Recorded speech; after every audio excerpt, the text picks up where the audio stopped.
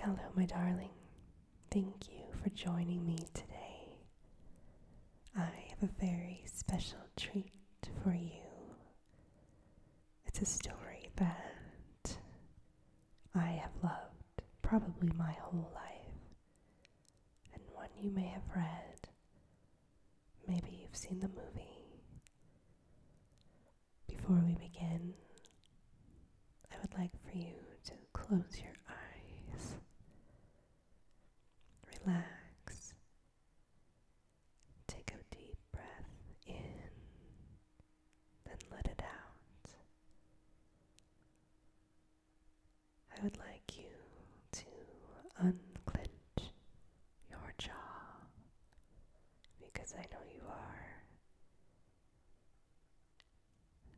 Today's story is The Lost World by Sir Arthur Conan Doyle, written in 1912. If you'd like, you can keep your eyes closed while I read to you. And don't worry about falling asleep. There will be many chapters to follow this. Just enjoy and relax. The story begins with a foreword, which is a little bit funny, so I'm going to read it anyway.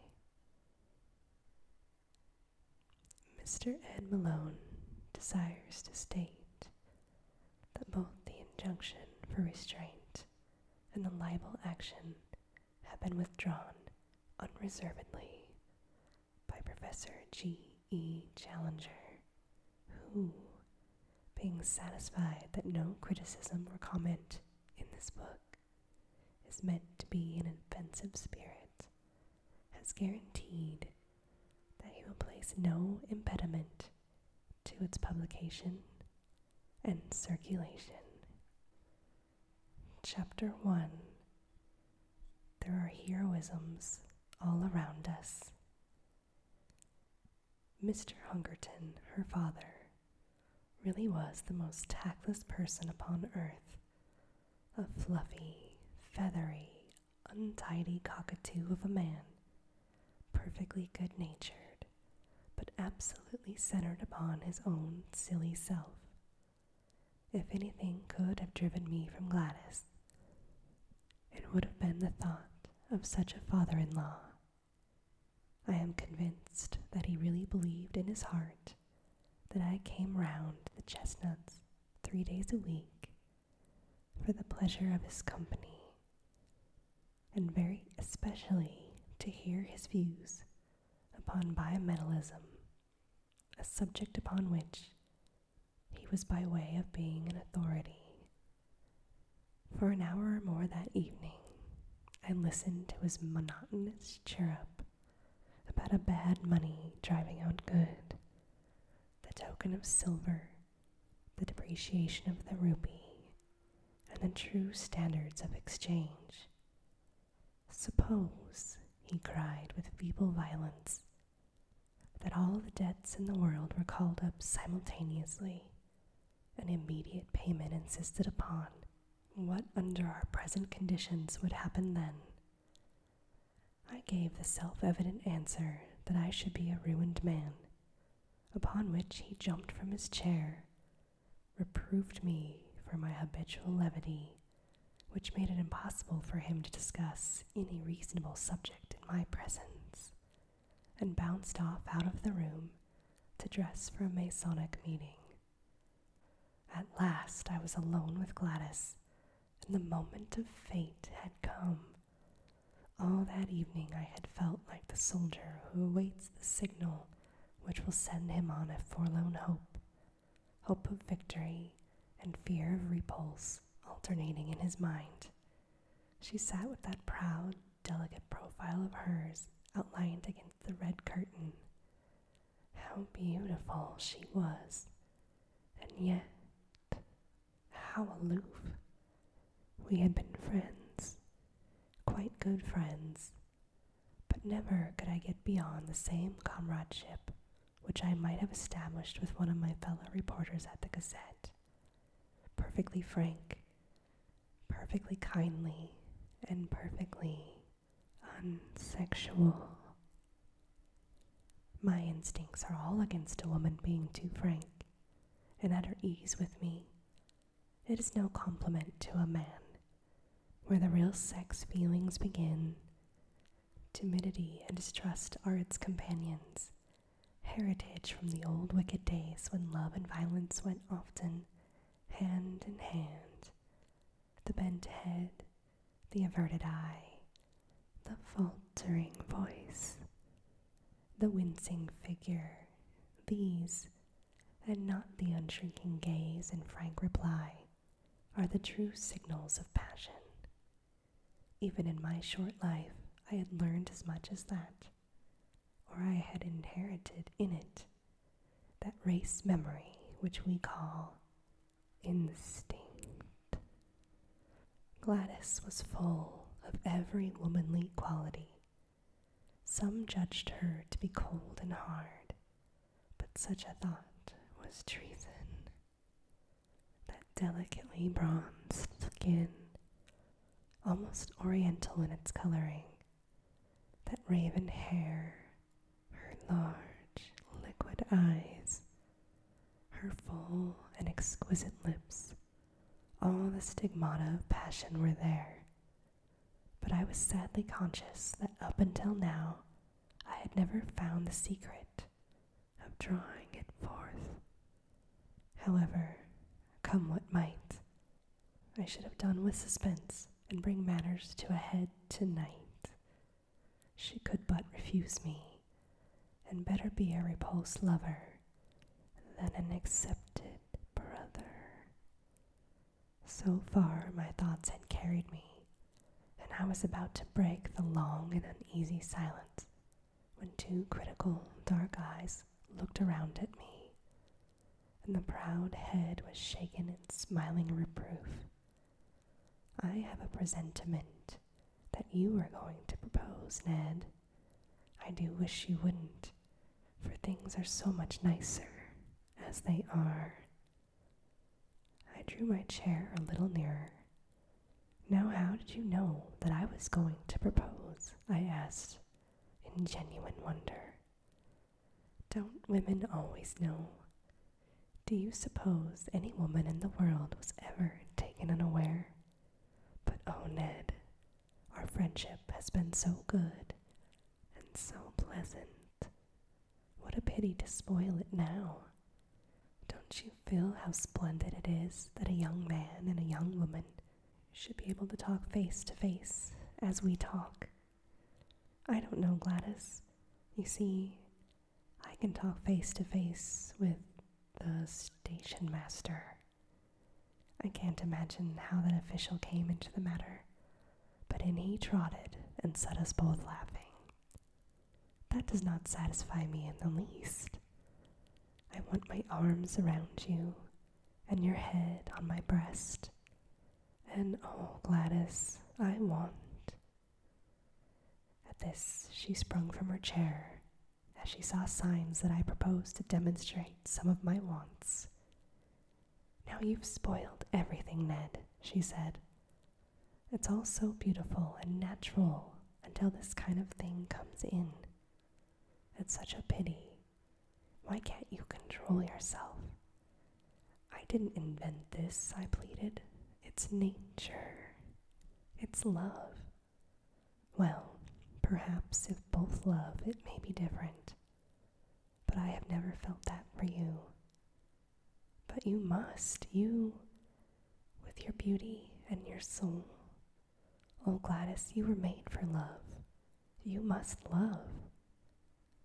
I must wait until it comes. But why can't you love me, Gladys? Is it my appearance? What is it? She did unbend a little. She put forward a hand. Such a gracious, stooping attitude it was, and she pressed back my head, and then she looked into my upturned face with a very wistful smile. No, it isn't that, she said at last. You're not a conceited boy by nature, and so I can safely tell you it is not that. It's deeper than that.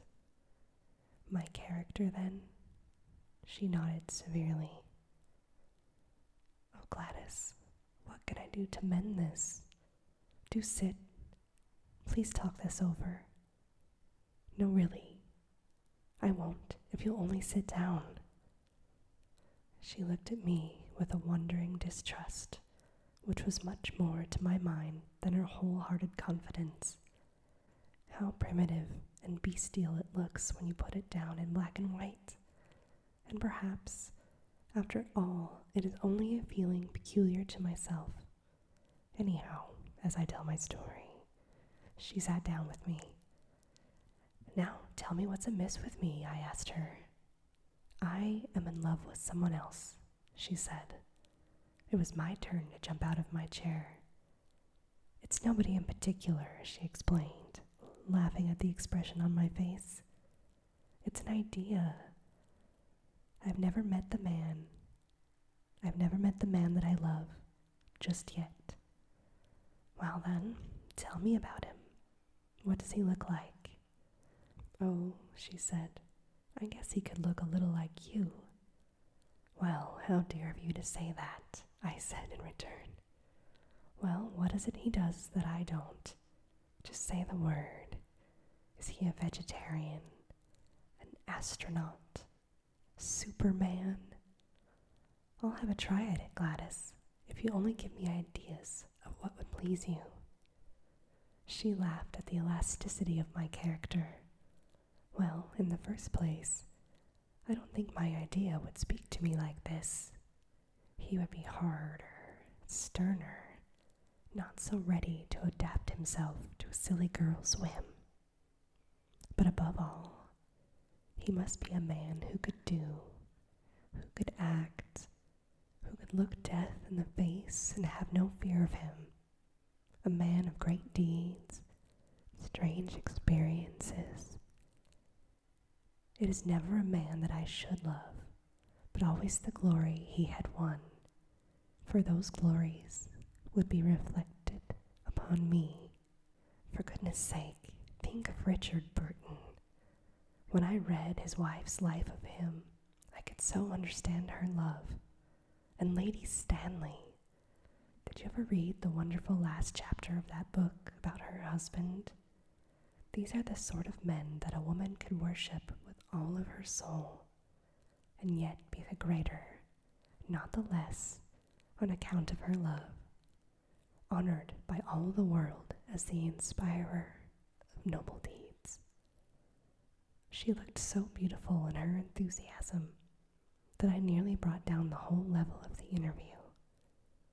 I gripped myself hard, and I went on with my argument. But we can't all be Stanleys and Burtons, I said. Besides, we don't get the chance. At least I've never had the chance. If I did, I would take it. No, Ned, chances are all around you. It is the mark of the kind of man I mean that he makes his own chances. He doesn't hold back. I don't hold him back. I've never met him, and yet I seem to know him so well. There are heroisms all around us waiting to be done. It's for men to do them, and for women to reserve their love as a reward for these men. Look at that young Frenchman who went up last week in a balloon. It was a blowing gale of wind, but because he announced to go, he insisted on starting. The wind blew him 1,500 miles in 24 hours, and he fell down in the middle of Russia. That's the kind of man I mean. Think of the woman he loved, and how the other women must have envied her. That's what I should like to be, envied for my man. I'd have done it to please you, I said. But you shouldn't do it merely to please me, Ned. You should do it because you can't help yourself. because it's natural to you, because the man in you is crying out for heroic expression. Now, when you described the Wigan coal explosion last month, could you not have gone down and helped those people in spite of the choke damp? I did. You never said so. Well, there was nothing worth bugging about. I didn't know. She looked at me with a little bit more interest. That was brave of you, Ned. I had to. If you want to write good copy, be a good journalist. You must be where the things are. What a prosaic motive. It seems to take all the romance out of it. But still, whatever your motive, I'm glad that you went down in that mine. She gave me her hand, but with such sweetness and dignity that I could only stoop and kiss it. I dare say I am merely a foolish woman with a young girl's fancies, and yet it is so real with me, so entirely part of myself, that I cannot help but act upon it. If I marry, I do want to marry a famous man. Well, why should you not? I cried. It is women like you who brace men up. Give me a chance, and see if I will take it. Besides, as you say, men ought to make their own chances, and not wait until they are given. Look at Clive, just a clerk, and he conquered India. By George, I'll do something in this world yet. She laughed at my sudden Irish effervescence. Why not, she said. You have everything a man could have. Youth, health, strength, education, energy. I was sorry you spoke, and now I am glad, so glad, if it awakens these thoughts in you. And if I do, her dear hand rested like warm velvet upon my lips. Not another word, Ned. You should have been at the office for evening duty half an hour ago, only I hadn't the heart to remind you. Someday, perhaps, when you have won your place in this world, we will talk it over again. And so it was that I found myself that foggy November evening pursuing the Camberwell tram with my heart glowing within me, and with the eager determination that not another day should elapse before I should find some deed which was worthy of my lady. But who all in this wide world could ever have imagined the incredible shape which that deed was to take, or the strange steps by which I was led to the doing of it? And after all, this opening chapter will seem to the reader to have nothing to do with my narrative, and yet there would be no narrative without it, for it is only when a man goes out into the world with the thought that there are heroisms all around him, and with the desire all alive in his heart to follow any which may come in sight of him, that he breaks away, as I did, from the life he knows, and ventures forth into the wonderful mystic twilight land where lie the great adventures and the great rewards. Behold me, then, at the office of the Daily Gazette, on the staff of which I was the most insignificant unit, with the settled determination that very night, if possible, to find the quest which should be worthy of my Gladys. Was it hardness, was it selfishness, that she should ask me to risk my life for her own glorification? Such thoughts may come to middle age, but never to ardent 23 in the fever of his first love.